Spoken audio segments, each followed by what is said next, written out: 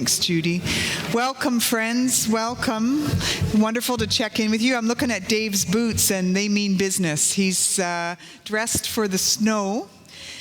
You've had to adapt. This is the deepest, the longest, and the most generous gift of snow we've had for a long time, to the point that it's becoming a dilemma for some. I'm hearing about roofs and sheds and fender benders because people can't navigate the snowbanks.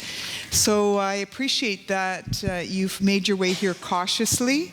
And some of you have made your way here with a different life experience that goes beyond the snow. So we're grateful, Mel, that you're sitting close to Joan there. And thank you for trusting us with your grief and with your thanksgiving for Dawn. And we'll reach out to Anne, who's bereaved of her sister. And keep cheering. Snowmobile? Did you get here by snowmobile? Yes, you did. Good. Well, just glad that you're here, Craig. Last week, people said to me, Krista, why didn't you cancel? And it's not that it's my responsibility to cancel. We do that as a team. But our guidelines, friends, are if the roads are closed and the YMCA is closed. So we thought those were reasonable measures. So thank you for staying home. And for the 18 people that came, know that we had a worshipful time, and we did it in 45 minutes. So that's a bit of our story. If you're wondering, is church on, and you're thinking, church shouldn't be on, stay home. Stay home. Like, be your own authority, because I can't take care of you on the road. But if I can safely get here on open roads, I will be here. We're going to, it should be, I feel the cold, I feel the snow, I feel the wonder of God today. But Dawn and Marion begin our time with a song. Other than last month, I've just been thinking about the winds, destructive, unwelcome. This song is singing about a different kind of wind, the wind of God that is welcome, uplifting, and refreshing. It's 625 in the hymn book. If you'd like to follow along, or even if you'd like to sing with us, that would be lovely.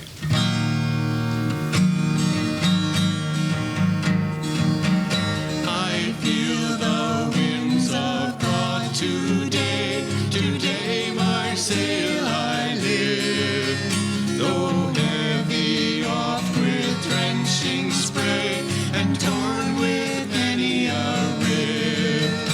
If hope but right the waters crest, and Christ my heart will use, I'll seek the seas at his behest, and brave another cruise.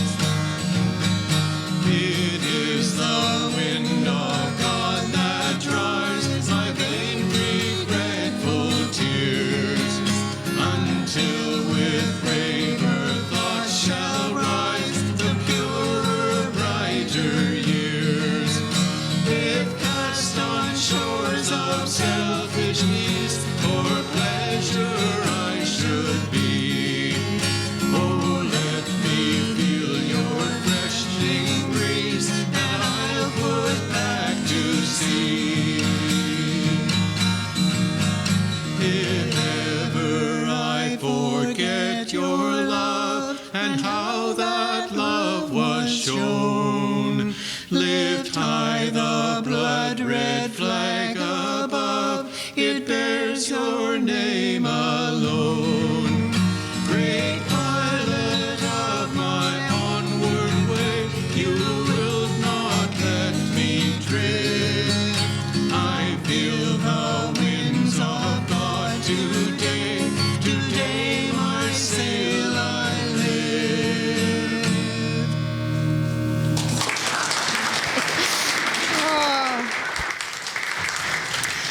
Such wonderful harmony and collaboration, and a song to lift up.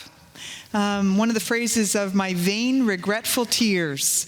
You don't always know the turning point, but likely if it's laden with those emotions, treat it as a turning point. Treat it as an invitation to turn things around, to start looking for new possibilities and new ways of living.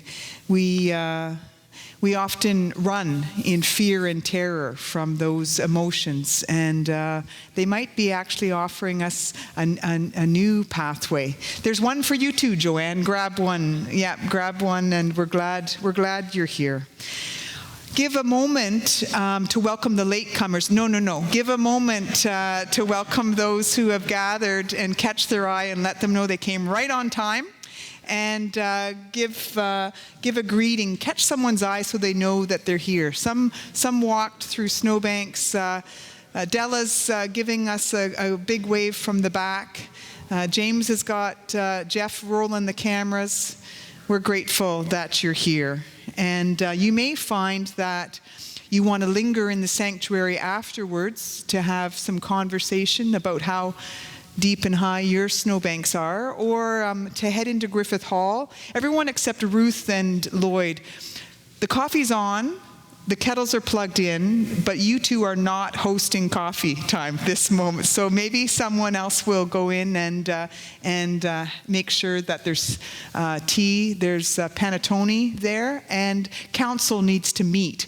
So don't feel offended if we take our coffee and run. We tried to meet. I have to learn to use Survey Monkey, because I had 34 emails trying to get a secondary meeting date.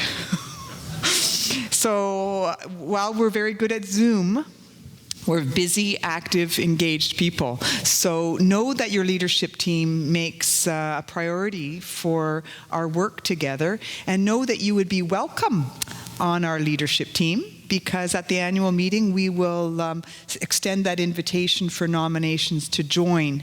And we do wonderful work and we get the job done, but there's always room for more at the table to help us be a healthy, vital church. We're going to begin our singing with a hymn that's written on many people's hearts. It's entitled Holy, Holy, Holy, Lord God Almighty. And it's an invitation to respond to a power that is bigger than us, moves through us, and calls upon our lives with meaning. And for some reason, responding with adoration, responding with thanksgiving, responding with a relationship is one of the most expressive forms of our faithfulness. I invite you to stand if you're able.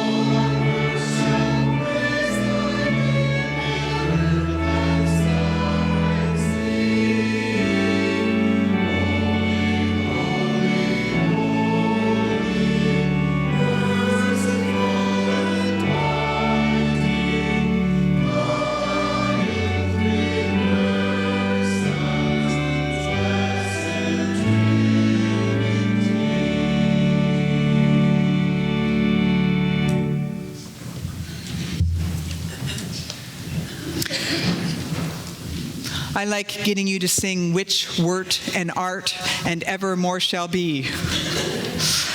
Sometimes we use language that's particular to the situation. You use metastasized when you're talking about certain afflictions in the body. You talk about amortization when you're glad that mortgage is paid or when you're looking ahead. You learn language that can convey. So our language of faith is quite a unique lexicon. And often it's beyond words. We try and reach for words to describe the mystery of our experience, the foundation of our trust, the source of our hope, and it will fall short. Always. And yet it's important for us as a people of faith to respond. And so often we reach for language or we reach for symbol. So we use the flame. Let's see if we'll use the flame. We use the flame,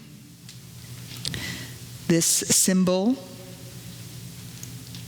this fire, as a reminder in our worship experience of the love of Christ, the love of Jesus that helps make known, that brings incarnate in the flesh the love of God, that we might comprehend and relate and build a trust.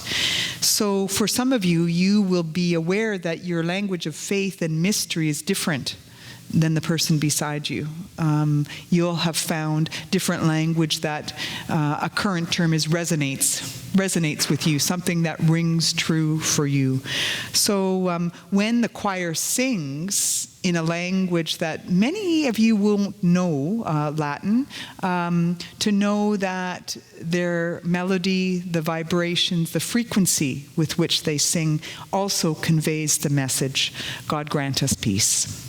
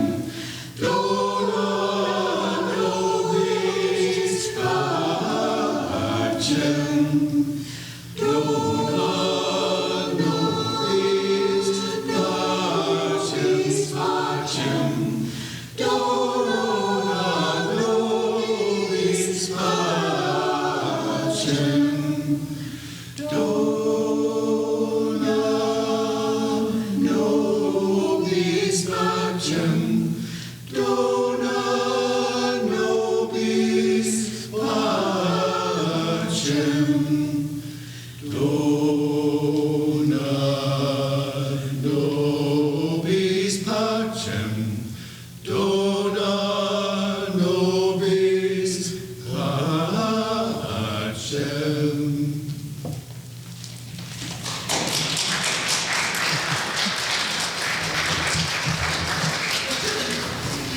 Every once in a while, I put in a request.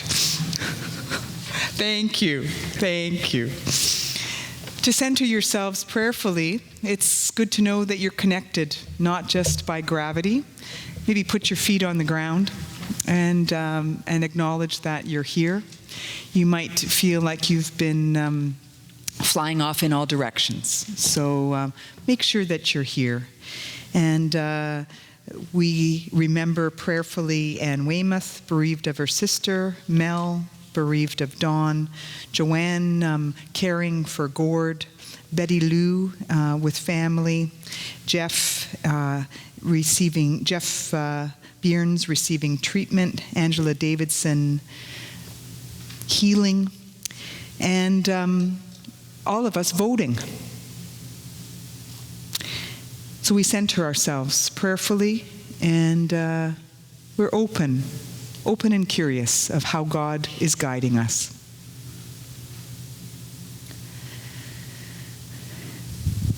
Much, much, much, oh God. Sometimes it feels like too much already. Enough.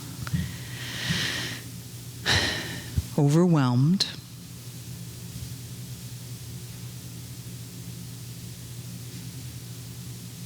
We give thanks for your sheltering love, for a way to clear the way, for a way to crawl out from underneath, for a way to clear the view and gain some perspective. We give thanks that we're not alone in feeling inadequate, feeling overwhelmed, in feeling a need of help. We give thanks that we're a part of a community, that when we take the risk of asking and knocking and seeking, there's a miraculous response. We are not alone, O God. We give thanks for building neighborhoods through the needs and through the response. Both asking and giving, both needing and attending.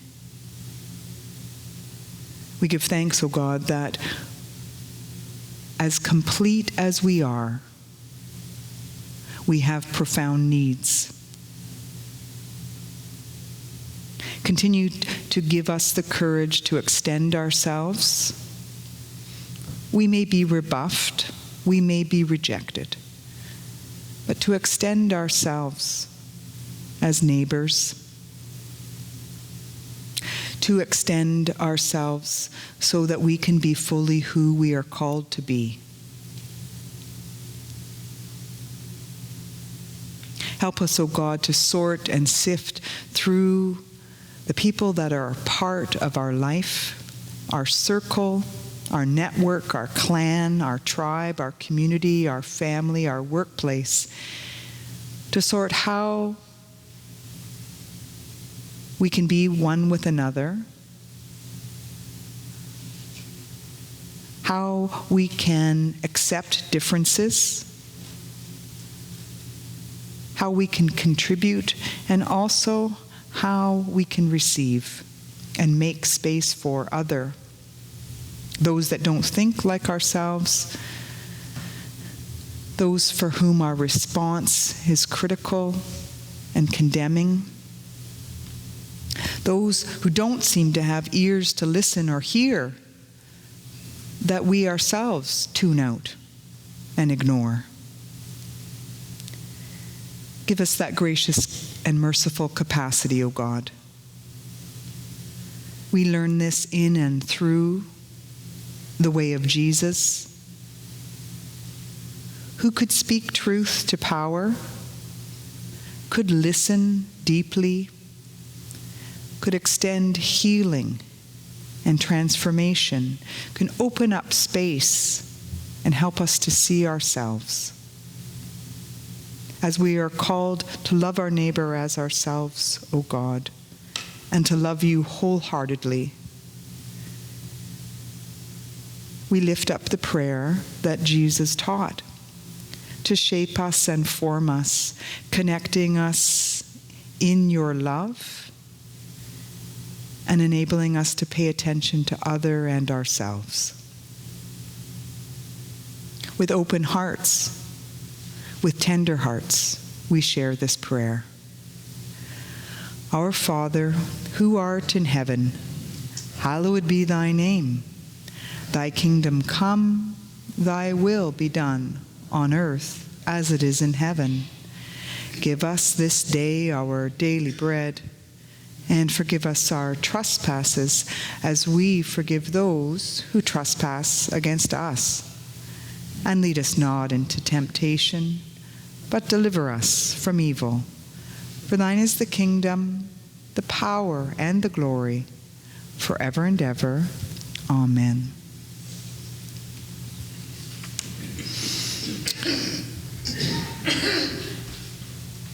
Are we still in lockdown?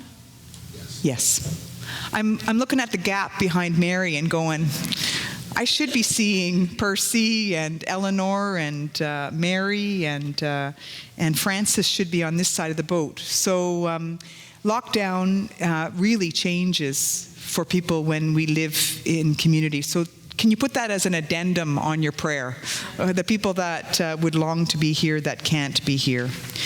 As we prepare to hear from Isaiah, where we also hear the words cherubim and seraphim that we have already sung, I invite you to remain seated as we sing Make Me a Channel of Your Peace, that we can sing these classic words of St. Francis, 684.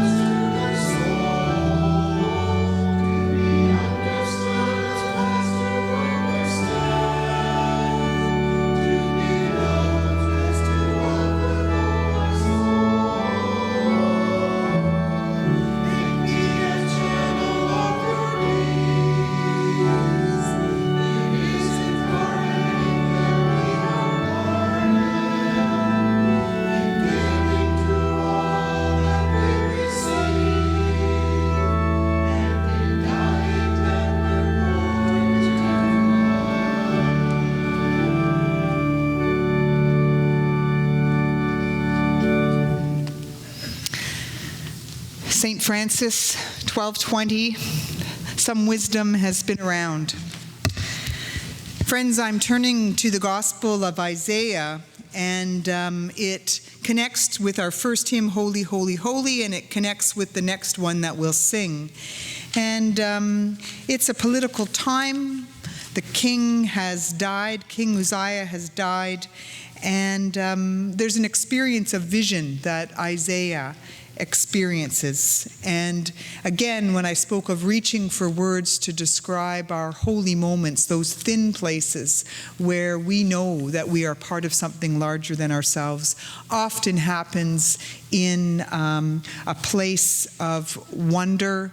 Often being in creation or nature can evoke this, where we just are astounded and reach for words. This is one where the vision is of a temple and the hem of God, and there is a connection in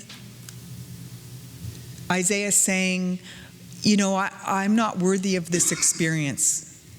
Almost like that, if you really knew who I was, you'd be backing off, or you wouldn't be entrusting me with this, because there's aspects of my life that I'm ashamed of, or there's failures in my life, or there's stumbling. And God just says, yeah, get on with it. Get on with it. And there's a gesture of purification that happens here. And that gesture is lifted up in our Gospels as well, when Jesus and the miraculous catch of fish is revealed to Simon Peter. Simon realizes he's in the presence of the holiness and says, back off, I'm unworthy. I'm not worthy of this experience, and there's no way that I can be a part of your unfolding story. And what do you think Jesus did? Did he back off? No, comes closer. So when I'm talking about the times in our life that we would turn away from, to me, they're the times that God turns towards. It's a different kind of thin place. It's not with ease. It's not with tranquility. It's not with a peace that passes understanding. It's sometimes with a terrible trembling fear of feeling unworthy. And it's still a thin place. It's just filled with great discomfort. And God doesn't back away from that, in and through. So any of you that are recovering from your trauma, any of you that have remembered these episodes, that healing is something that is for all of creation. And we enter into Isaiah's claiming of his life as worthy, and that there is a way that he can uniquely serve, just like each and every one of us. In the year that King Uzziah died, I saw the Lord sitting on a throne, high and lofty, and the hem of his robe filled the temple. Seraphs were in attendance above. Each had 6 wings. With 2 they covered their faces, with 2 they covered their feet, and with 2 they flew. And one called to the other and said, Holy, holy, holy is the Lord of hosts. The whole earth is full of his glory. The pivots on the thresholds shook, and the voices of those who called, and the house was filled with smoke. And I said, Woe is me! I am lost, for I am one of unclean lips, and I live among a people of unclean lips, and yet my eyes have seen the King, the Lord of hosts. Then one of the seraphs flew to me, holding a live coal that had been taken from the altar, with a pair of tongs. The seraph touched my mouth, and with it said, Now this has touched your lips, your guilt has departed, and your sin is blotted out. Then I heard the voice of the Lord saying, Whom shall I send? And whom will go for us? And I said, Here I am. Send me. We sing our story. 509.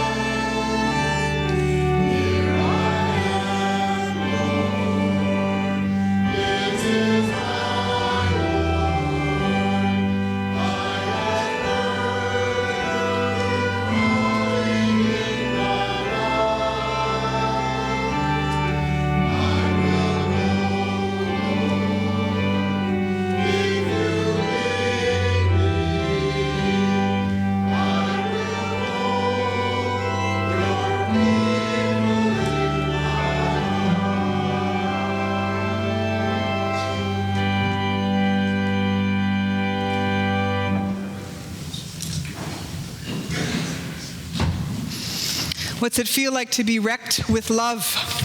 What's it feel like to be overwhelmed and tearful at the power of thinking yourself insignificant and then understanding that you're precious, that you're needed, you're unique, and get on with it. Stop discounting and limiting and backing away from that claim that God has on your life. One, in maturity and wisdom and in timeliness of the Spirit, serves the United Church of Canada as moderator during a juncture that God's work is on the go, and it's always on the go. And some of you have been engaged and in the loop of our denomination. It's our 100th anniversary. There is a lot to reflect on and a lot to sort through. And our current moderator, Reverend Dr. Carmen Lansdowne, has an affinity for theological reflection and reaching for classic theologians. So she's often quoting those from generations before that their generations have navigated calamity and confusion and found wisdom and found grace. And so she often lifts up the writings of others. So I included a little excerpt in our worship folder for us to glance at together. Sometimes we don't discount ourselves through a sense of inadequacy. Sometimes we discount ourselves by being overwhelmed by the task, by the enormity of and the extent of poverty or deforestation or climate action. Sometimes it just leaves us feeling defeated. And this prayer invites us to participate and to make our contribution, knowing that we are part of an unfolding story. We accomplish in our lifetime only a tiny fraction of the magnificent enterprise that is God's work. Nothing we do is complete, which is a way of saying that the kingdom always lies beyond us, and I would say within us and between us. We cannot do everything, and there is a sense of liberation in realizing that. This enables us to do something, and to do it very well. It may be incomplete, but it is a beginning, a step along the way, an opportunity for the Lord's grace to enter and do the rest. We may never see the end results, but that is the difference between the master builder and the worker. We are the workers, not the master builders, ministers, not messiahs. I invite you to count yourself in and to participate, to be a part, to share your gifts. So it's going to be a little bit of, it might feel like drinking from a fire hydrant, this next passage. It's big.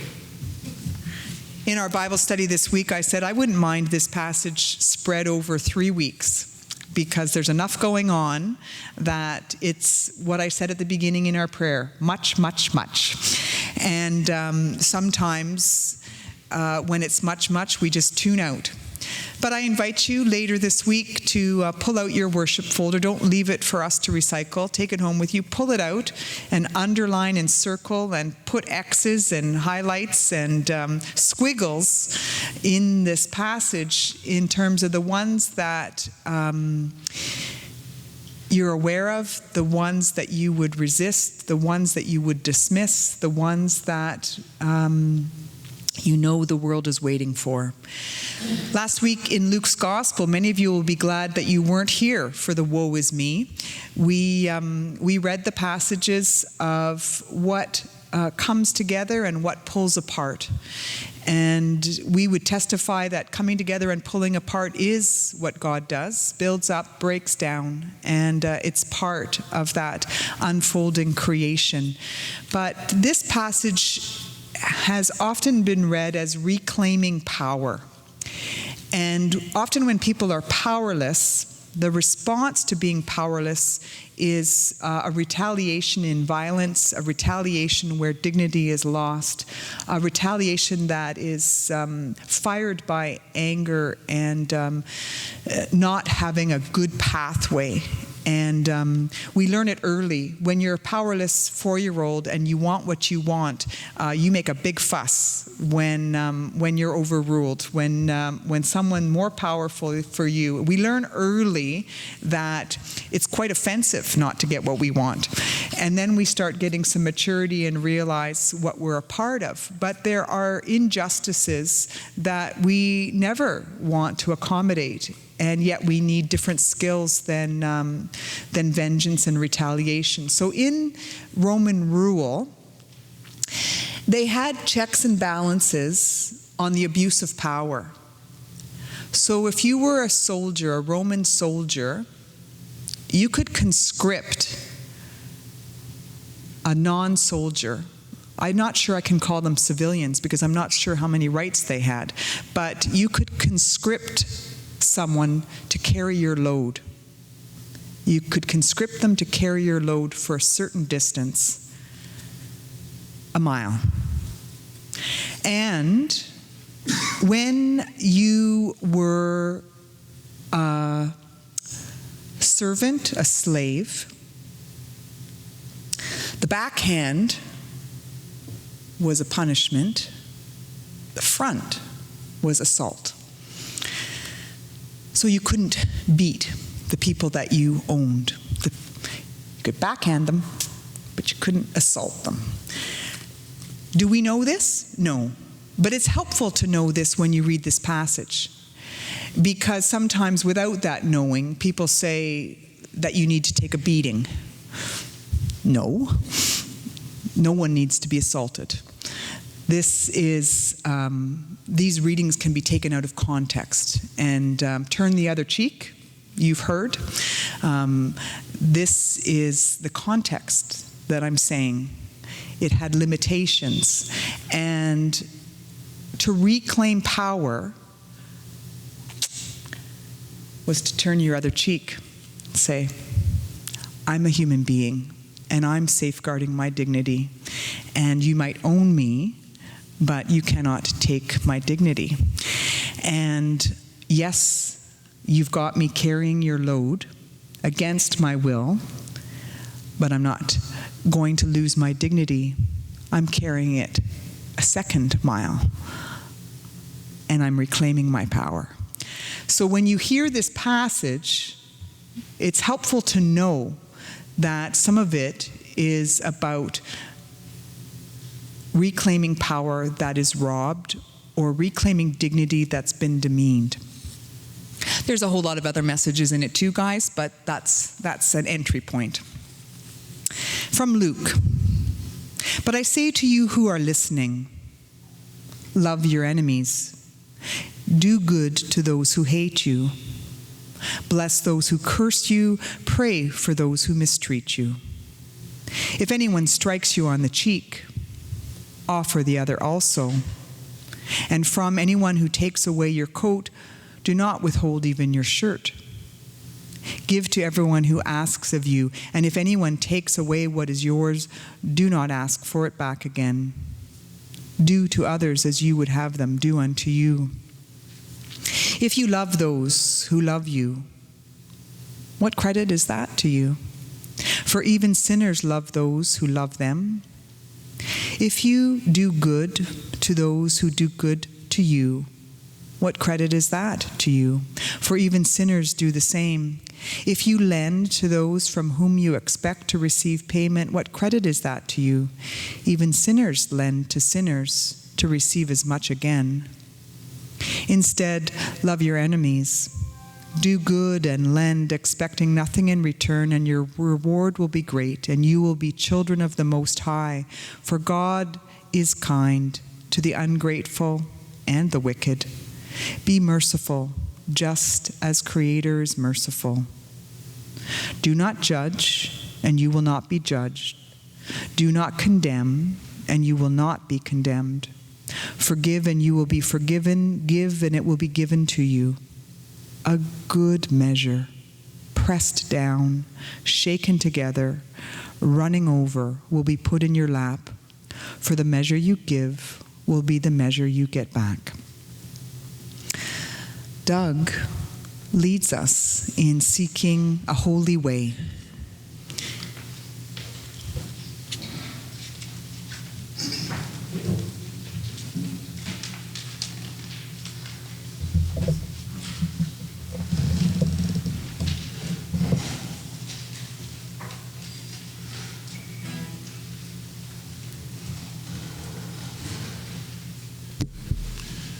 This is number 45 in More Voices. It has a lot of repetition in it. And essentially it's, you are holy, you show us the way. And then we repeat, you show us, you show us, you show us the way. So those are the only words you need. And I'm going to sing the verse through, and if you'd like to join me the first time, maybe the second time. You are holy, you show us the way. We're picking up on holy, holy, holy, and also on the reading from Isaiah. Just remain seated. You are holy, you show us the way. You are holy, you show us the way. You are holy, you show us the way. You are holy, you show us the way. You show us, you show us, you show us the way. You show us, you show us, you show us the way. You show us, you show us, you show us the way. You show us, you show us, you show us the way. Well, that's all there is to it. We'll do one other verse. You are freedom, you show us the way. You are freedom, you show us the way. You are freedom, you show us the way. You are freedom, you show us the way. You are freedom, you show us the way. You show us, you show us, you show us the way. You show us, you show us, you show us the way. You show us, you show us, you show us the way. You show us, you show us, you show us the way. And we're going to do one more verse. I find it almost impossible not to invite you to sing the Zulu words. So it's hamba nate, hamba nate. Want to try that? Hamba nate, hamba nate. And the rest part is kululi wetu, kululi wetu, kululi wetu. This is the way it's meant to be sung.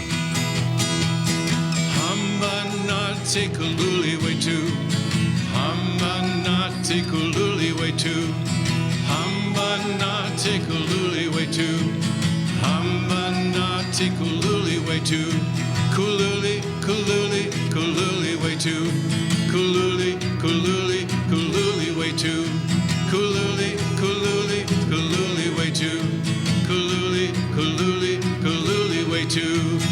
You are holy, you show us the way.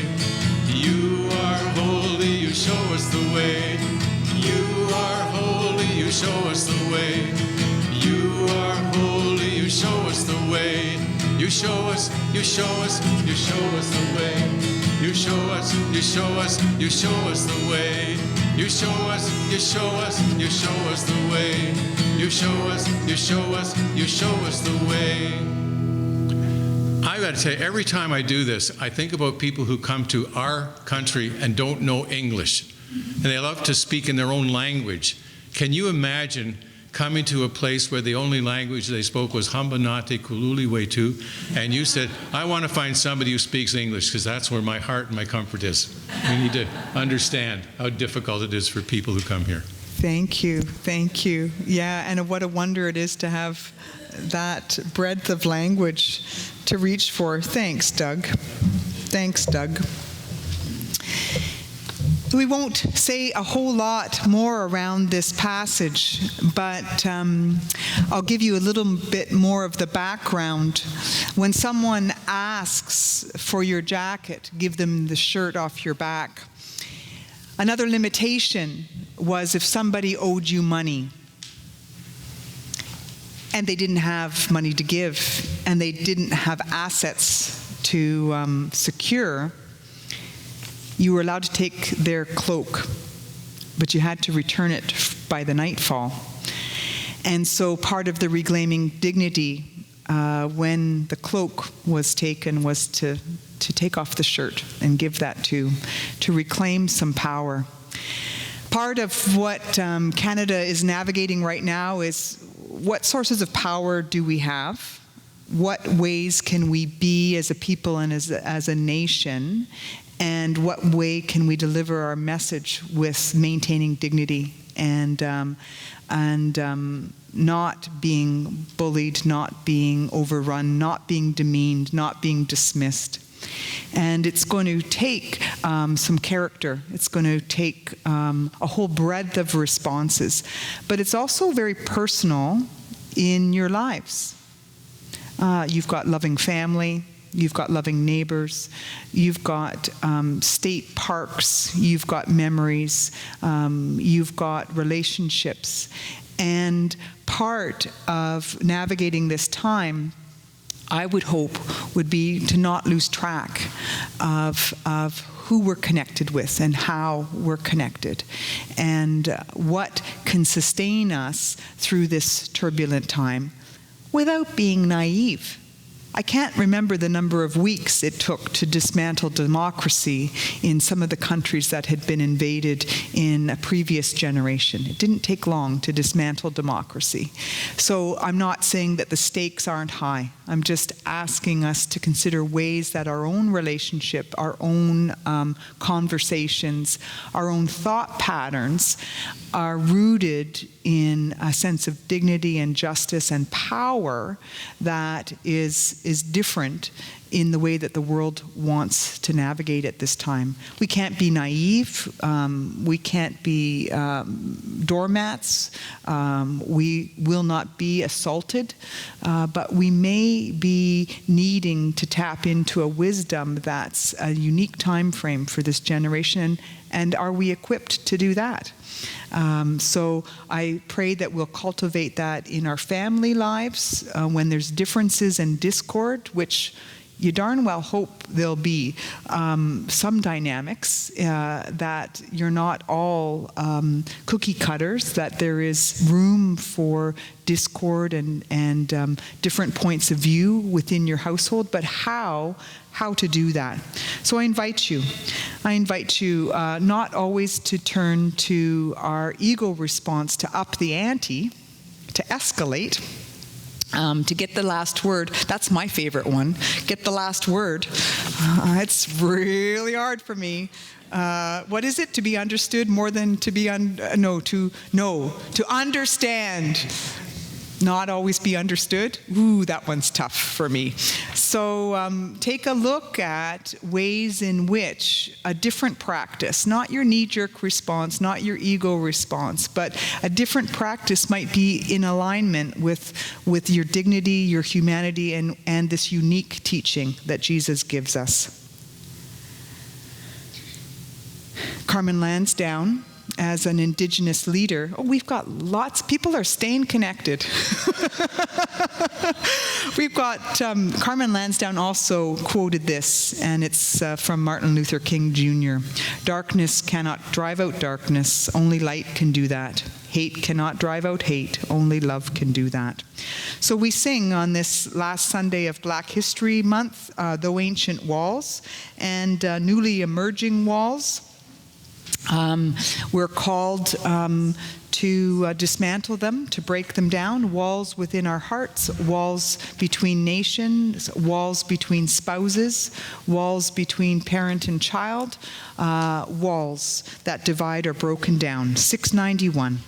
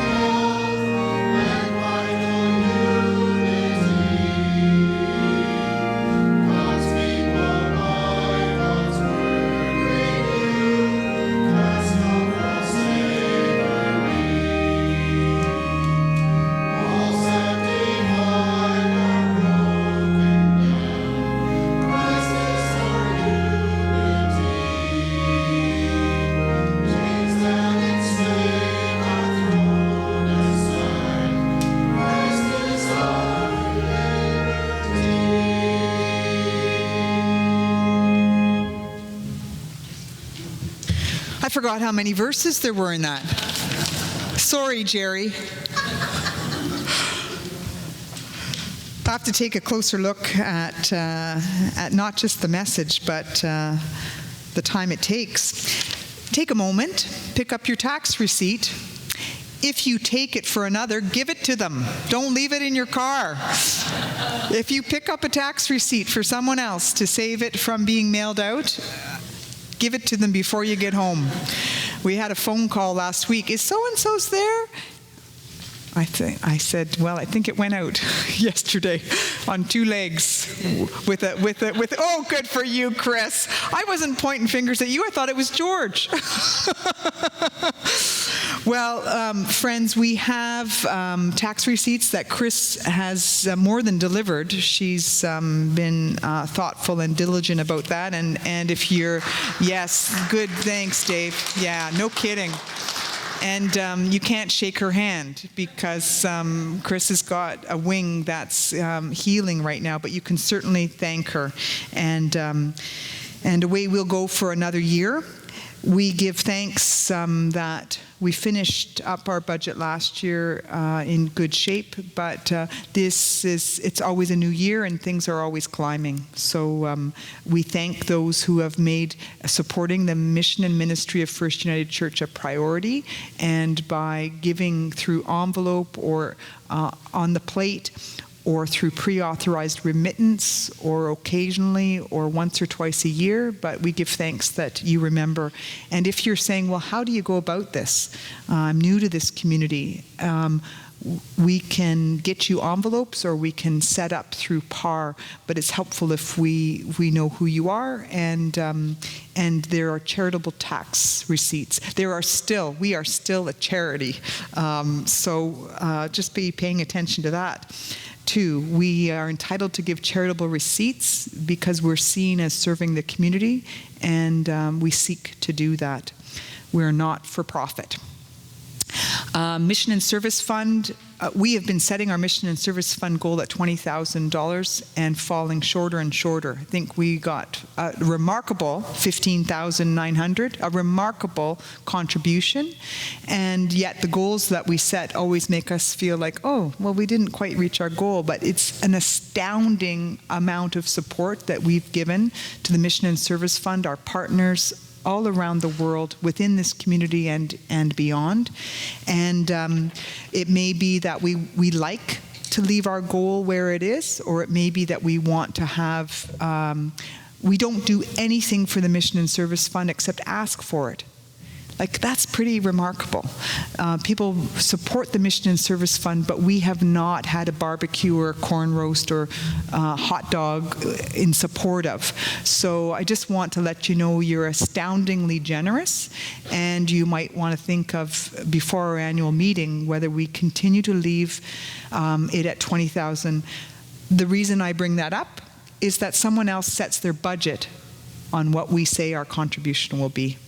So the Mission and Service Fund hears that our budget is $20,000, and then they set their goals and their budget based on our intentions. So that's, I'm not saying that it's just a goal, it's actually a practical thing. That when we set it like that, someone else is counting on it. So we have some conversations that matter about that. And that is part of what will come up. Council will name today when the annual general meeting will be. So just because I was 15 minutes short last week doesn't mean I want to go on this week. So we'll only sing, the first and last verse of this last one. But I want to invite you to the book club. If you want to join us, braiding sweetgrass. Marion's hosting the conversation about braiding sweetgrass. Laurel read it in a week. You can read a chapter a day and catch up. You can just get a sense of it. But we were talking about language, and this book is a wonderful read, an immersive read, and you might want to join the book club to be a part of that. And when we gather on March 2nd, it will be the last Sunday of Lent. and we will celebrate the reception of new members. And Eleanor Curry will be transferring her membership from Dobbington United, which closed, to First United. But she's also turning 90 this week. And her daughter, Beth Ann, and her daughter-in-law, Kathy, want to host for us to share birthday cake and lunch following worship, and any contributions to Eleanor's long-standing relationship with Canadian Food Grains. They've invited 20 other guests to join us for worship and stay for lunch. This is something I wanted to encourage and give thanks for. They've got 6 crock pots ready, and they asked for 4 more. So if it's something that you want to bring a crock pot of soup, that would be welcome. And you're most welcome to stay. It's for us all to share together. It's not a private function. So consider that for next week. And I think that's all I'll highlight at this time. You can take a closer look of dates that are coming up. And certainly if you're having a hard time voting, it's a day that your driveway, ask someone to pick you up, ask someone to get you there, ask someone to wait for you as you vote, and break down those barriers as we safeguard democracy and participating. And if you say, well, Crystal, I don't even know who the candidates are, you're not alone. This was a rapid time frame, an unrealistic, I'll say, time frame.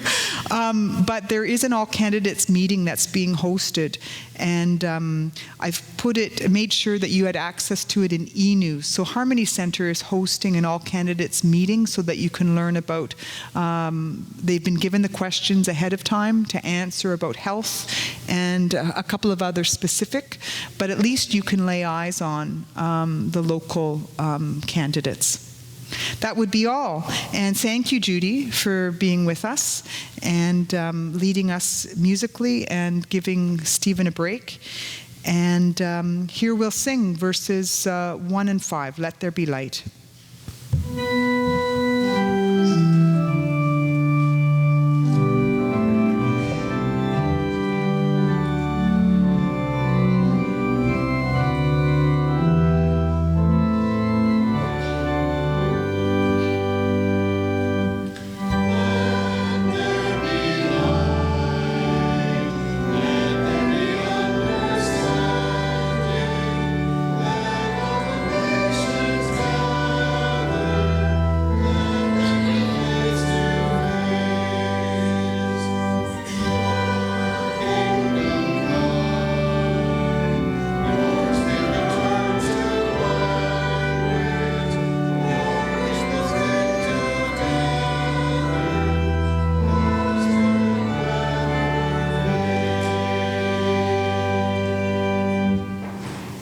Thank you, Doug and Marion, for lifting up song. Thank you, Jeff, for recording what happened here in this space so we can send it out to others.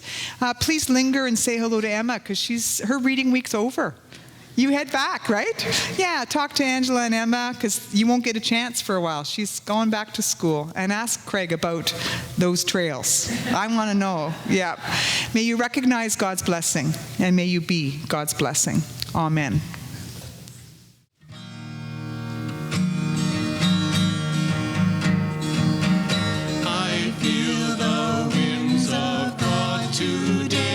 Today my sail I lift, though heavy oft with drenching spray and torn with many a rib.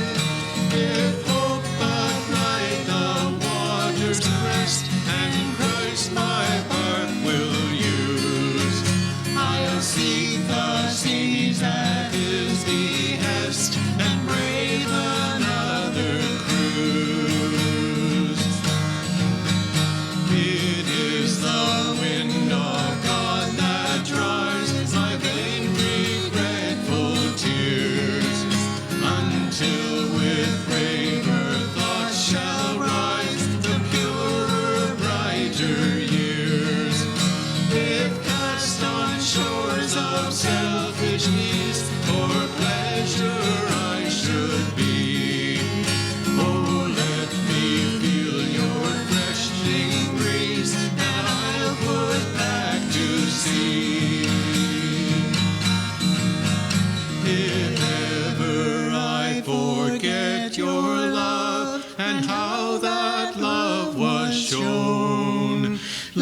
high the blood-red flag above, it bears your name alone. Great pilot of my onward way, you will not let me drift. I feel the winds of God today, today my Savior